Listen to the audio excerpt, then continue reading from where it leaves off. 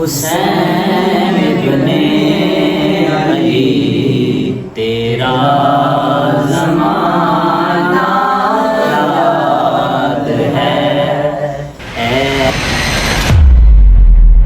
اے حسین ابن علی تیرا زمانہ یاد ہے، چھوڑ کر طیبہ تیرا کربل میں جانا یاد ہے، چھوڑ کر طیبہ تیرا کربل میں جانا یاد ہے، اے حسین بن علی تیرا زمانہ یاد ہے۔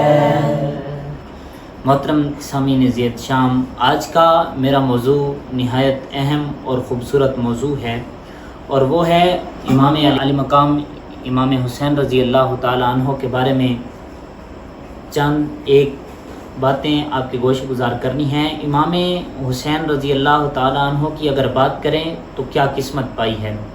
جب بچہ پیدا ہوتا ہے تو ہم کیا کرتے ہیں، پہلے کان میں اذان دیتے ہیں، پھر کیا کرتے ہیں، کسی نیک آدمی کے ذریعے اسے گھٹی دلوائی جاتی ہے کہ کوئی نیک انسان ہو، کوئی اچھا انسان ہو جو اس بچے کے کان میں گھٹی دے، جس کو عربی زبان میں تخنیق بھی کہا جاتا ہے، کہ کسی نیک انسان، نیک آدمی کا جو جوٹھا مل جائے، تھوڑا سا شہد یا کھجور ہو تاکہ بچے کو برکت ملے۔ آپ جانتے ہیں حضرت امام حسین رضی اللہ تعالی عنہ کی کان میں پہلی اذان کس نے دی، اور وہ کس کی آواز تھی؟ امام حسین رضی اللہ تعالی عنہ کے کانوں میں میرے آقا و مولا نبی پاک صلی اللہ علیہ وسلم کی اذان کی آواز سنی تھی، اور امام حسین رضی اللہ تعالی عنہ نے نبی پاک صلی اللہ علیہ وسلم کی آواز سنتے اور اذان کے کلمات میں اللہ پاک کا نام ہے تو سب سے پہلے رب کریم کا نام سنتے تھے۔ اور ذرا غور کریں کہ رب کے حبیب کی آواز اور نام رب اعظم کا ہے، اللہ اکبر۔ امام حسین رضی اللہ تعالیٰ عنہ کی پہلی غذا کیا تھی؟ اور پہلی غذا وہ بھی نبی پاک صلی اللہ علیہ وسلم کا جوٹھا تھا۔ نبی پاک صلی اللہ علیہ وسلم نے اپنے لعاب دہن حضرت امام حسین رضی اللہ تعالیٰ عنہ کو گھٹی میں دیا۔ اور سامعین زیت شام، ایک اور جگہ میرے آقا نبی پاک صلی اللہ علیہ وسلم فرماتے ہیں کہ حسین مجھ سے ہے اور میں حسین سے ہوں۔ اللہ پاک اس سے محبت فرماتا ہے جو حسین سے محبت کرے، اور حسین اس بات میں سے ایک شبد ہیں۔ اس حدیث پاک کے تحت مفتی احمد یار خان نعیمی رحمۃ اللہ علیہ فرماتے ہیں کہ میں اور حسین گویا ایک ہی ہیں، کہ نبی پاک صلی اللہ علیہ وسلم فرما رہے ہیں کہ میں اور حسین مجھ سے ہے اور میں حسین سے ہوں۔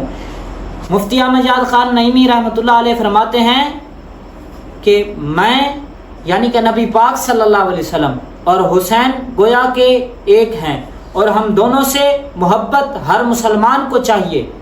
مجھ سے محبت اور امام حسین سے محبت ہے۔ جس نے مجھ سے محبت کی اس نے حضرت امام حسین رضی اللہ تعالیٰ عنہ سے محبت کی، جو کہ آئندہ واقعات حضور نبی پاک صلی اللہ علیہ وسلم کو پیش نظر تھے۔ نبی پاک صلی اللہ علیہ وسلم جانتے تھے کہ آئندہ آنے والے دور میں کیا ہونے والا ہے، اسی لیے اس قسم کی بات امت کو سمجھائیں۔ سب اور درخت جس کی جڑ ہو، سب اور درخت جس کی جڑ ایک ہو اور شاخیں بہت ہوں، میرے حسین سے میری نسل چلے گی اور ان کی اولاد سے مشرق اور مغرب بھرے گا۔ دیکھ لو آج سادات کرام مشرق اور مغرب میں ہیں، اور یہ بھی دیکھ لو کہ حسینی سید کتنے ہیں اور حسنی سید کتنے ہیں۔ اسی لیے نبی پاک صلی اللہ علیہ وسلم نے یہ فرمان ذیشان ارشاد فرمایا، اور نبی پاک صلی اللہ علیہ وسلم کو امام حسین سے اتنا پیار، اتنا محبت، اتنی قربت اور اتنی الفت ہے، مگر عجیب بات یہ ہے کہ بچپن ہی سے نبی پاک صلی اللہ علیہ وسلم کو یہ معلوم تھا اور یہ مشہور تھا کہ امام حسین رضی اللہ تعالی عنہ جوان ہوں گے تو کربلا کے میدان میں شہید کیے جائیں گے۔ جی ہاں، امام حسین رضی اللہ تعالی عنہ ایک بار پیارے آقا نبی پاک صلی اللہ علیہ وسلم کی گود مبارکہ میں بیٹھے ہوئے تھے۔ فرشتے نے آ کے عرض کی کہ یا رسول اللہ انہیں جانتے ہیں؟ فرمایا ہاں۔ فرشتے نے عرض کی کہ وہ وقت قریب آتا ہے کہ حضور کی امت انہیں شہید کرے گی، اور حضور چاہیں تو وہ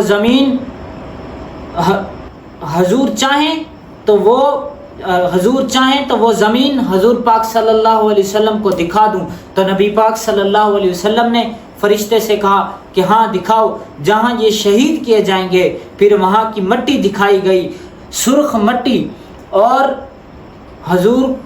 سرخ مٹی، اور ایک روایت کے مطابق ریت، اور ایک میں ہے کہ کنکریاں حاضر کی گئیں۔